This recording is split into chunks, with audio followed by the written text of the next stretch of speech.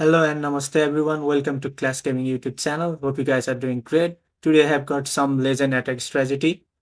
So sit back, relax and let's get started.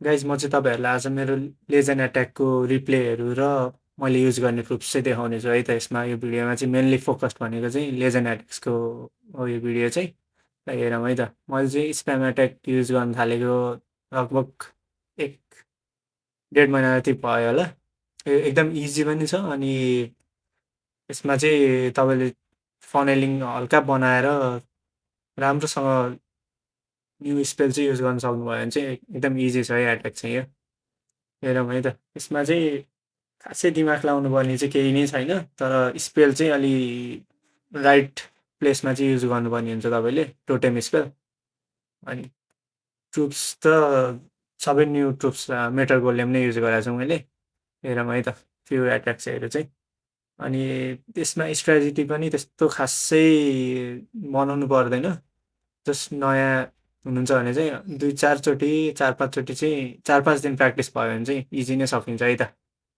यो चाहिँ मेरो लेजेन्डको रिप्लेस हो यो सबै चाहिँ हेरौँ है त फेल भएको पनि देखाउँछु म तर अहिले चाहिँ मैले यो 3 स्टार भएको चाहिँ रिप्लेस हेरौँ है त पहिला इजी नै छ लग लन्चरले टक्क कोरमा ट्रुप्स लग्ने अनि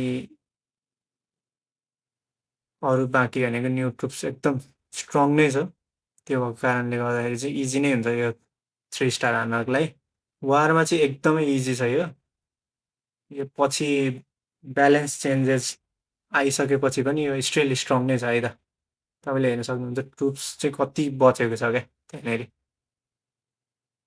त्यसै गरी अर्को रिप्ले हेरौँ है त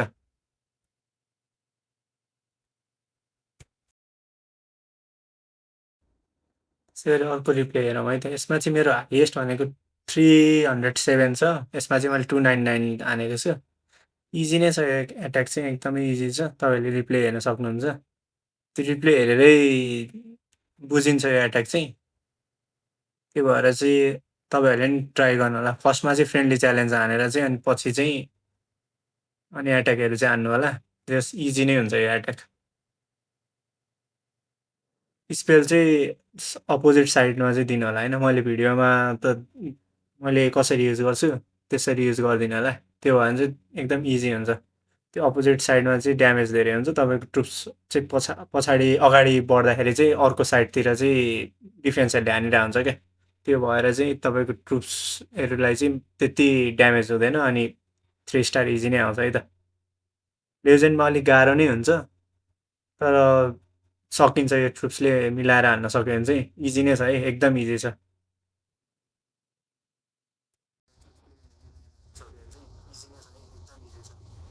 अर्को रिप्ले पनि हेरौँ है त अब अर्को रिप्ले चाहिँ फेल भएको हेरौँ न त ल एउटा फेल भएको हेरौँ फेल पनि हुन्छ नहुने होइन तर कहिलेकाहीँ चाहिँ एकदम धेरै फेल हुन्छ बेस कस्तो आउँछ त्यसमा पनि डिपेन्ड गर्छ कहिलेकाहीँ ट्रुप्स घुमिदिन्छ के हुन्छ त्यो भएर चाहिँ फेल नहुने होइन हुन्छ तर जस अरू ट्रुप्सले रुट राइडरले भन्दा चाहिँ यसले धेरै नै बेटर छ है यो चाहिँ तपाईँहरूले युज गर्नुहुन्छ अनि मलाई कमेन्ट गरिदिनु होला कस्तो लाग्छ है त यो चाहिँ फेल भयो रिभेन्स टावरले जस्तै बनायो यो चाहिँ त्यो भएर यो चाहिँ सकिएन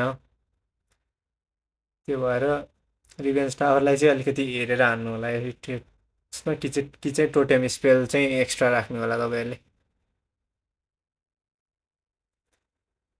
नेक्स्ट एट्याक पनि हेरौँ है त वारको यो चाहिँ वारमा चाहिँ इजी नै हुन्छ यो ट्रुप्सले एकदमै इजी हुन्छ वारमा चाहिँ ल एउटा वार हान्छु है त म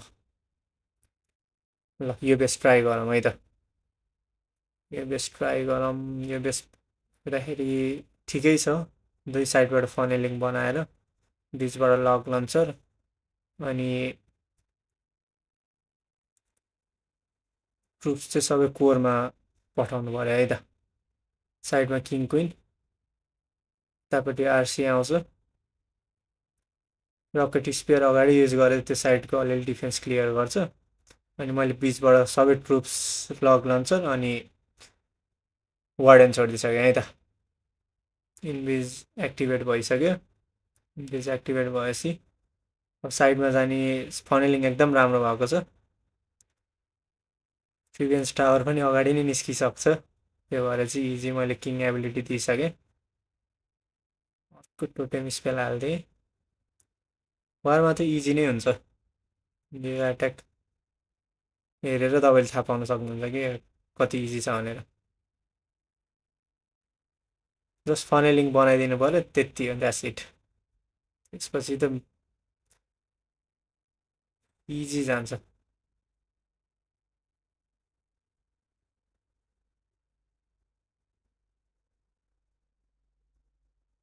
क्विन अझै बाँकी नै छ।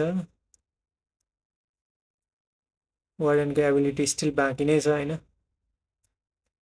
वार्डनको एबिलिटी अहिले म वार्डनको एबिलिटी नदिउँ कि क्या हो।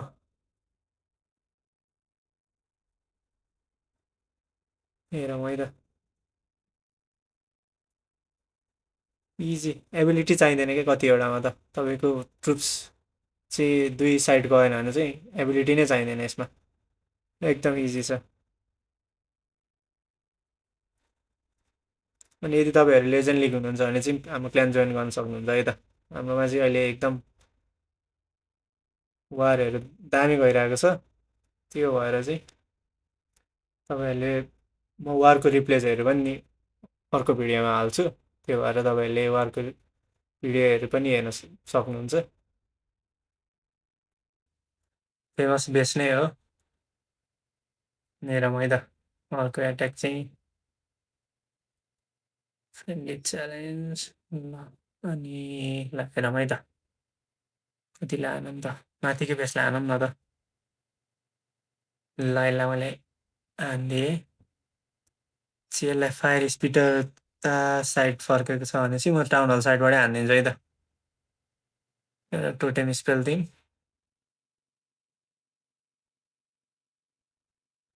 अनि ल ट्रुप सब छोडिदिएँ है त। रक लन्चर सबै।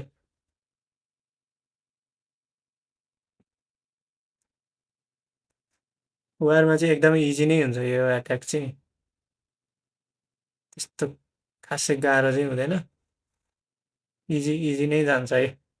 स्पेल नै बढी हुन्छ कहिलेकाहीँ चाहिँ। यसमा हेरौँ है त कस्तो जान्छ।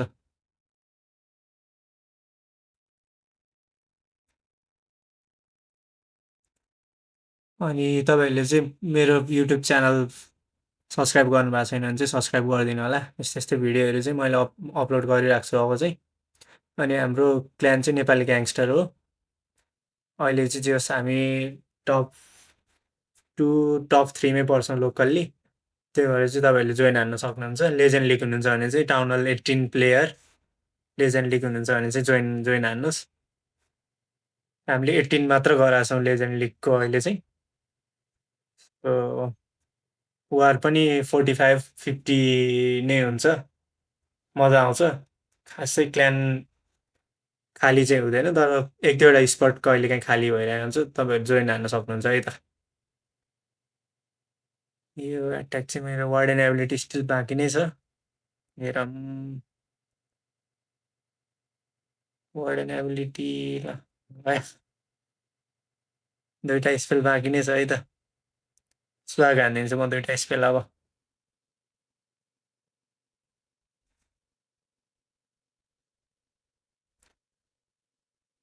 स्टिल बाँकी नै छ ट्रुप्सहरू।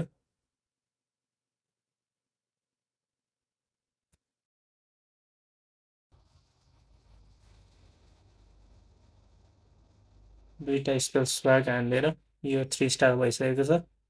र यस्तो यस्तो भिडियोको लागि चाहिँ सब्सक्राइब गरिदिनु होला। अनि टिकटकमा पनि मैले भिडियो फ्रिक्वेन्टली अपलोड गरिरहेको हुन्छु। त्यसमा पनि फलो गरेर लाइक सेयर गरिदिनु होला है त। Thank you so much for watching.